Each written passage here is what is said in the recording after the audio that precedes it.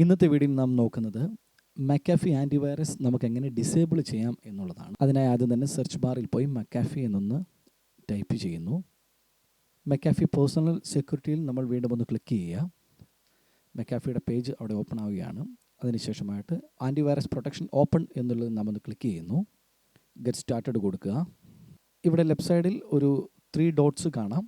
ആ ഡോട്ടിൽ നമ്മളൊന്ന് ക്ലിക്ക് ചെയ്യുന്നു.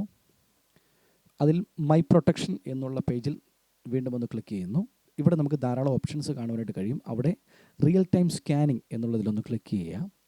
ഇവിടെ റിയൽ ടൈം സ്കാനിങ് ഇപ്പോൾ ഓൺ ആണ്. അതവിടെ ടേൺഡ് ഓഫ് എന്നുള്ള ഓപ്ഷൻ കൊടുക്കുക.